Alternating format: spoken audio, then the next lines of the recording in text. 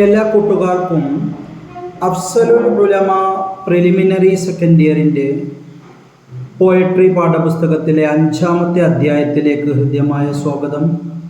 ഇന്ന് നമ്മൾ പഠിക്കുന്നത് തവാദുഉ ഉമറ, ഉമർ റളിയല്ലാഹു അൻഹുവിൻ്റെ വിനയം എന്ന അധ്യായമാണ്. തവാദുഉ ഉമറ എന്ന ഈ കവിത എഴുതിയത് ഹാഫിൽ ബഖ് ഇബ്രാഹിമാണ്. അദ്ദേഹം ഷാഇറുൻ മിസ്രിയുൻ, അദ്ദേഹം ഒരു ഈജിപ്ഷ്യൻ പോയറ്റാണ്. ലുഖിബ, അദ്ദേഹം വിളിക്കപ്പെടുന്നു ബിഷാഇരിൻ നീൽ, നൈലിൻ്റെ കവി. ഈജിപ്തിലൂടെയാണ് നൈൽ നദി ഒഴുകുന്നത്, അതുകൊണ്ട് നൈൽ നദിയുടെ കവി എന്ന് വിളിക്കപ്പെടുന്നത് ആരാ? ഹാഫിൽ ഇബ്രാഹിമാണ്. വശാഇറു ശുഅബ്, സമൂഹത്തിൻ്റെ കവി. അപ്പം സമൂഹത്തിൻ്റെ കവിയും നൈൽ നദിയുടെ കവിയും ആരാണ്? ഹാഫിൽ ബഖ് ഇബ്രാഹിമാണ്. അദ്ദേഹം പാശ്ചാത്യ സാഹിത്യകാരന്മാരുടെ കൃതികൾ അറബിയിലേക്ക് ഭാഷാന്തരം ചെയ്തിട്ടുണ്ട്. തർജമ, ഭാഷാന്തരം ചെയ്തു. അൽ ഖസ്വാഇദ, കവിതകൾ. മിനൽ അദബിൽ ഗർബി, വെസ്റ്റേൺ ലിറ്ററേച്ചറിൽ നിന്ന്. ഇല ലുഗത്തിൽ അറബിയ, അറബി ഭാഷയിലേക്ക്. ആരുടെയൊക്കെ കൃതികളാണ്? ഷേക്സ്പിയറിൻ്റെ, വിക്ടർ ഹ്യൂഗോയുടെയൊക്കെ കവിതകൾ. ഇനി നമുക്ക് ഈ കവിതയുടെ സംഗ്രഹം പഠിക്കാം, സമ്മറി പഠിക്കാം, തൽഖീസു പഠിക്കാം. കിസ്റ രാജാവിൻ്റെ ഒരു ദൂതൻ മദീനയിലേക്ക് വരികയാണ്. ഉമർ റളിയല്ലാഹു അൻഹു എന്ന് പറയുന്ന മദീനയിലെ ചക്രവർത്തിയോട് സംസാരിക്കാൻ. അങ്ങനെ അദ്ദേഹം മദീനയിൽ വണ്ടി ഇറങ്ങുന്നു. മദീനയിലെത്തി അദ്ദേഹം ഉമറിൻ്റെ കൊട്ടാരം എവിടെയെന്ന് അന്വേഷിക്കുന്നു. അവർ ഉമറിനെ കാണുകയാണ്. സ്വഹാബികൾ ഉമർ റളിയല്ലാഹു അൻഹുവിനെ കാണിച്ചു കൊടുത്തു. അപ്പോൾ ഉമർ റളിയല്ലാഹു അൻഹു ഒരു മരച്ചുവട്ടിൽ, ഒരു പരുപരുത്ത ഈന്തപ്പനയോലയിൽ ഉറങ്ങുകയാണ് ഉമർ റളിയല്ലാഹു അൻഹു. അദ്ദേഹം കീറിപ്പറിഞ്ഞ പുതപ്പ് മൂടിക്കൊണ്ടാണ് ഉറങ്ങുന്നത്. ഇത് കണ്ട കിസ്റ രാജാവിൻ്റെ ദൂതൻ ഞെട്ടിപ്പോയി. ഇതെന്ത്, ഒരു രാജാവ് ഇങ്ങനെയാണോ ഉണ്ടാവുക? അദ്ദേഹം അത്ഭുതപ്പെട്ടു പോയി. കിസ്റ രാജാക്കന്മാർ കോട്ടവാതിലുകളിൽ വലിയ സുരക്ഷയൊരുക്കിയിരുന്ന കാലത്ത് മദീനയുടെ ഖലീഫ, ഇസ്ലാമിക ഖലീഫ ഉറങ്ങുന്നത് നിലത്ത് പരുപരുത്ത ഇത്തപ്പനയോലയിൽ കീറിപ്പറിഞ്ഞ പുതപ്പ് ധരിച്ച്. കിസ്റ രാജാവിൻ്റെ ദൂതൻ ആ സമയത്തൊരു വാക്ക് പറഞ്ഞു. എന്തായിരുന്നു ആ വാക്ക്? ഹക്കംത ഫഅദൽത ഫനിംത യാ ഫഅമിൻത ഫനിംത യാ ഉമർ. ഉമറേ, നീ നീതി ചെയ്തു, നീ നീതിന്യായം ചെയ്തു, അതുകൊണ്ട് നീ നിർഭയനായി, അതുകൊണ്ട് നീ നിർഭയനായി ഉറങ്ങുന്നു എന്ന വാക്ക്. നമുക്ക് കവിതയുടെ ആശയത്തിലേക്കൊന്ന് പോകാം. യുൽഹിറു ഷായിറു, കവി പ്രകടമാക്കുന്നു. ഇഅജാബഹു ശദീദ, തൻ്റെ ശക്തമായ അത്ഭുതം. ബിതവാദുഇ ഉമറ, ഉമറിൻ്റെ വിനയം കണ്ട്. ജാഅ റസൂലുൻ, ഒരു ദൂതൻ വരികയാണ്. മിൻ കിസ്റ, കിസ്റയിൽ നിന്ന്. മലിക്കുൽ ഫുറുസ്, പേർഷ്യക്കാരുടെ രാജാവായ കിസ്റയുടെ ഒരു ദൂതൻ എത്തുകയാണ്. ദഖലൽ മദീന, അദ്ദേഹം മദീനയിലെത്തുന്നു.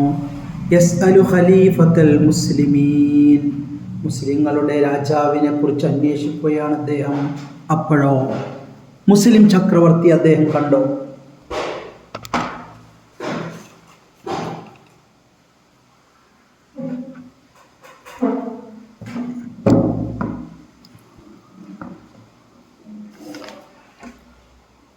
ഫദല്ലൂഹു അലൈഹി, അപ്പോൾ അദ്ദേഹത്തിലേക്കുള്ള വഴി പറഞ്ഞു കൊടുത്തു. ഫഇദാ ബിഹി നായിമുൻ, അപ്പോൾ ഉമർ റളിയല്ലാഹു അൻഹു ഉറങ്ങുകയാണ്. തഹ്ത ളില്ലി ഷജറത്തിൻ, ഒരു മരത്തണലിൽ. അലാ ബുർദത്തിൻ മുറഖഅ, കീറിപ്പറിഞ്ഞ പുതപ്പ് ധരിച്ചുകൊണ്ട്. ഫതഅജ്ജബ ആമിലു കിസ്റ, കിസ്റ രാജാവിൻ്റെ ദൂതൻ അത്ഭുതപ്പെട്ടു. അൽ ഖലീഫത്തു, രാജാവോ? യനാമു ബിലാ ഹുറാസിൻ, അംഗരക്ഷകരില്ലാതെ ഉറങ്ങുന്ന രാജാവ്.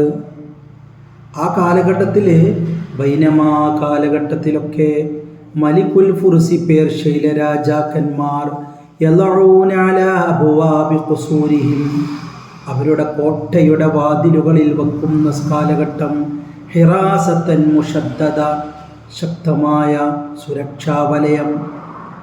അപ്പോൾ കിസ്റ രാജാവിൻ്റെ ദൂതൻ പറഞ്ഞൊരു വാക്കുണ്ട്. ഫഖാല റസൂലു കിസ്റ രാജാവിൻ്റെ ദൂതൻ അപ്പോൾ പറഞ്ഞു, ഹക്കംത ഫഅദൽത ഫഅമിൻത ഫനിംത യാ ഉമർ.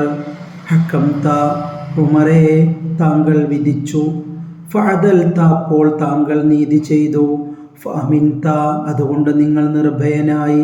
ഫനിംത അതുകൊണ്ട് നിങ്ങൾ ഉറങ്ങി. യാ ഉമർ ഉമറേ, നിങ്ങൾ നീതിയുടെ അവധൂതൻ, നിങ്ങൾ നീതി ചെയ്തു. അതുകൊണ്ട് എല്ലാ രാജാക്കന്മാർക്കും രാത്രി ഉറക്കം വരില്ല. എന്നാൽ മദീനയുടെ ഖലീഫ നിർഭയനാണ്, അദ്ദേഹം ഉറങ്ങുന്നു, അദ്ദേഹം നീതി നടപ്പിലാക്കുന്നു. രാജകൊട്ടാരങ്ങളില്ല, സൗകര്യങ്ങളില്ല.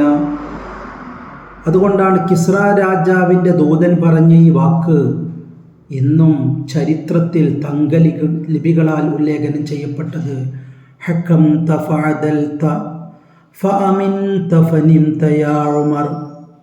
ഹക്കംത ഫഅദൽത ഫഅമിൻത ഫനിംത യാ ഉമർ.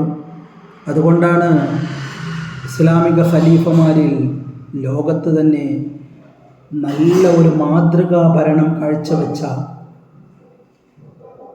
ഉമറിൻ്റെ ഭരണം, ഇന്ത്യയിൽ ഉമറിൻ്റെ ഭരണമുണ്ടായിരുന്നുവെങ്കിൽ എന്ന് ഇന്ത്യയുടെ രാഷ്ട്രപിതാവായ മഹാത്മാഗാന്ധി പോലും ആഗ്രഹിച്ചത്. ഉമറിൻ്റെ ഭരണമുണ്ടായിരുന്നെങ്കിൽ ഉമർ ഒരിക്കലും ഖജനാവിൽ നിന്ന് പണമെടുത്തില്ല. വീട്ടിൽ പട്ടിണിയായിരുന്നു പലപ്പോഴും. ഖജനാവിൽ നിന്ന് പണമെടുക്കാതെ എത്രയോ യുദ്ധങ്ങൾ പങ്കെടുത്ത ഉമർ ബിൻ ഖത്താബ് റളിയല്ലാഹു അൻഹു. പക്ഷേ അദ്ദേഹം മരണമടയുന്നത് രാജാധികാരമില്ലാതെ, അംഗീകാരങ്ങളില്ലാതെ, ആഡംബരങ്ങളൊന്നുമില്ലാതെ അദ്ദേഹം ദരിദ്രനായി അള്ളാഹുവിലേക്ക് മടങ്ങുകയാണ്.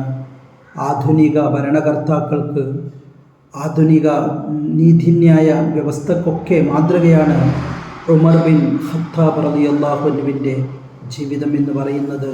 അതുകൊണ്ട് ഖലീഫ ഉമർ